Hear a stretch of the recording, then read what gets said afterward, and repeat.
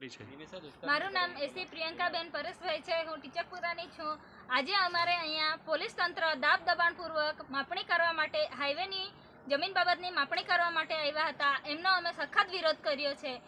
જે વિરોધમાં અમે ખુલાસા માંગ્યા। ભારત સરકારની રેવન્યુ છે માટે કરીને અમે એ લોકો પાસે ઓર્ડર હોય, ભારત સરકારનો ઓર્ડર હોય એવો ઓર્ડર અમને બતાવો, તો એ લોકોએ અમને કોઈ પુરાવા આપ્યા નથી। અને જે મામલતદાર હતા એ લોકસભા, રાજ્યસભા અને એમને સરકાર માને છે ને જે ભારત સરકારના દસ્તાવેજી પુરાવાને ઇનકાર અને તિરસ્કાર કર્યો છે, એનો ઘણો વિરોધ કર્યો છે। અને એ ભારત સરકારના કુદરતી રૂલિંગ વ્યવહારનો એ લોકોએ ઇનકાર અને તિરસ્કાર કર્યો છે। કેટલા ખેડૂતોની જમીન જાય? લગભગ 23, 24, 25,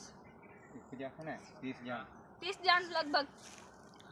કોઈ નોટિસ આપી હતી તમને? અમને ગ્રામ પંચાયતમાંથી પણ કોઈ નોટિસ નથી આપી, ના સરપંચે આપી, ના તલાટીએ આપી।